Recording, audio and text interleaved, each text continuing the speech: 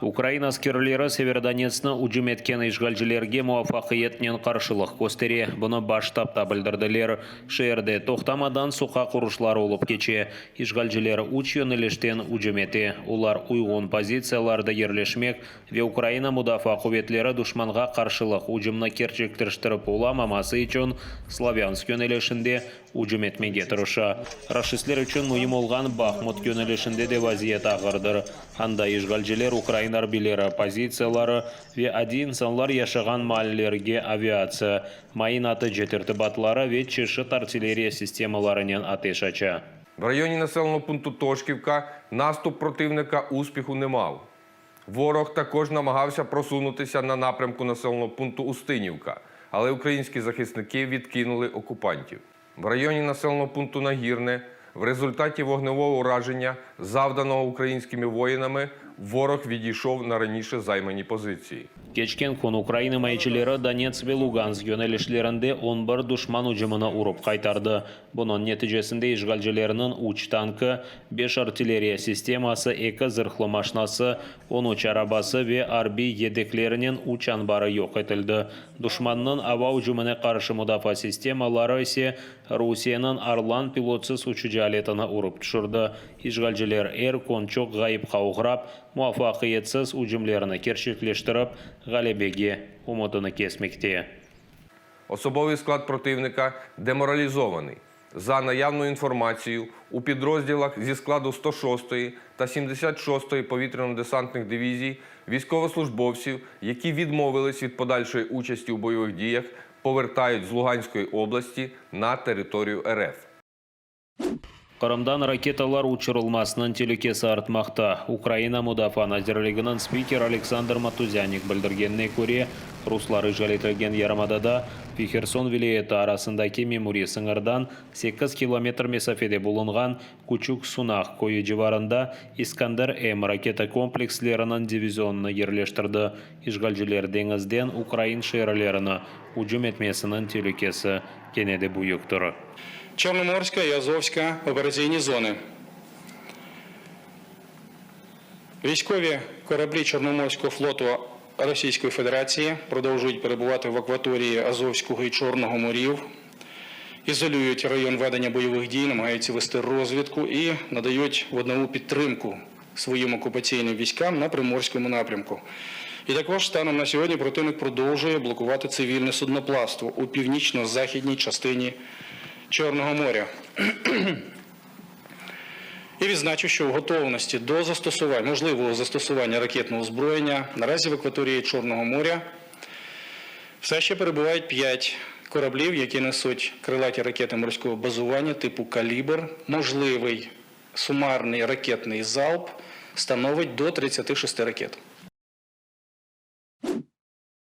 Руслар Херсон вилаетінің ишғал етілген территориясыны илхақ етмеге істей. Бұны яқын шарқ араштырмалар мерkezінің эксперті Сергей Данилов тахмин етті. О журналистлер тақиқат мерkezінің лейхасында ишғалжилер запт етілген территорияларда ұқымдарлық ете білген инсанларының қытлығына дуйғанını білдірді. Олар 19 ишғалжы комендатурасына тешкіл етіп, ерлі сатқынлар ярдымынен өз низамыны құрмаға істей. От зараз вони на етапі, коли вони б'ються над утворенням адміністрацій і створюють картинку. Це основне, чим вони займаються. І третє, насправді основне, грабують. Грабують в різний спосіб різні суб'єкти силового блоку Російської Федерації, грабують Херсонщину. І, власне, те, що бачать люди, це переважно результат корупційних схем і оборудок різних підрозділів російського сектору безпеки. Ишгалжилер Қырымда япқаны кібі Херсон вилаетінде сақты референдумны кечіріп, оның ишғал етілген территориясыны илхақ ете біле. Бұны Украина истихбаратында білдірділер. Русияны дестеклеген инсан аз олғаны үшін рашистлер Херсон сакинлеріні телефон açып, ичтимаи сұрав кечіре. Олар инсанлар Дженк ве Путинге насыл янашқаны, Херсондаки вазиетке насыл қимет кескенні сұрай. Громадянам надходять дзвінки з телефонного номеру 7 499 426 353 4. Результати псевдоопитування можуть видати як ілюстрацію лояльності місцевого населення до окупантів, адже жодного контролю щодо чистоти підсумку такого дослідження немає і бути не може. Більшість жителів тимчасово окупованих територій Херсонщини відмовляються відповідати на запитання окупантів.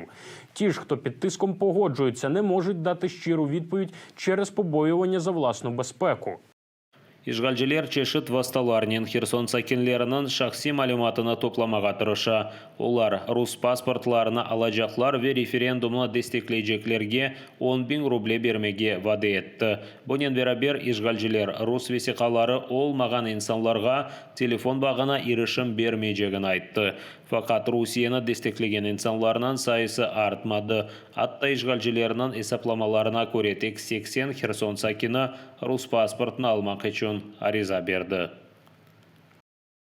Я думаю, що якщо ми беремо навіть по максимуму, так, 200 людей, можливо, десь сотня херсонців добровільно подалися на російське громадянство за тиждень, за перший тиждень, в той час, коли росіяни і наші колаборанти херсонські очікували просто якогось небувалого ажіотажу. Ну, як на мене, це можна назвати повним провалом, як в ідеологічному плані, так і в плані картинки російських ЗМІ.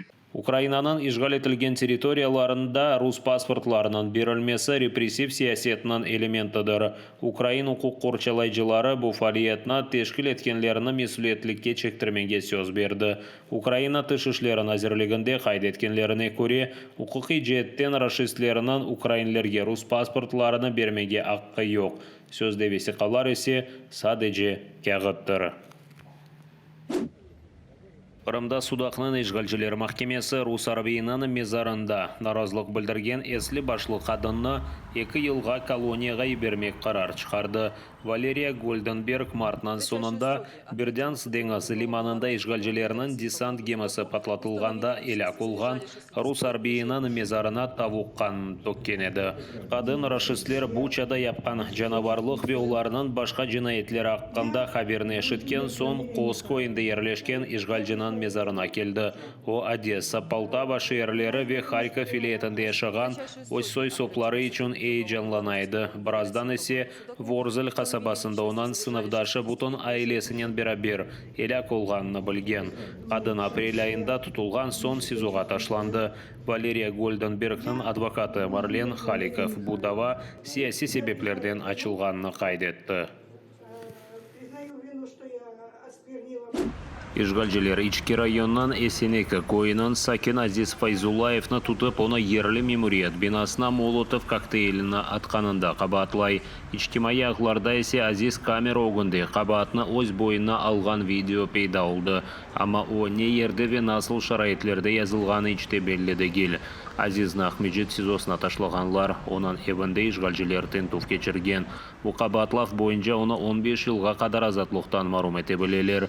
Эсенеки Пушкина кой шурасынан бинасына июньнің 5-не кечер гежесі белі олмаған шахыс тарафындан яқарлық қарышмасы атылған еді.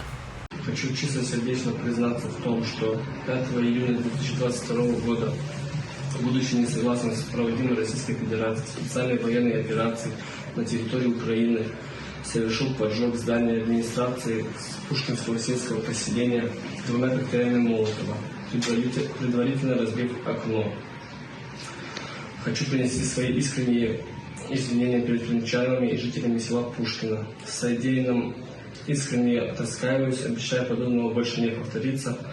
За совершенные действия испытываю чувство стыда. Готов понести наказание в соответствии с законом.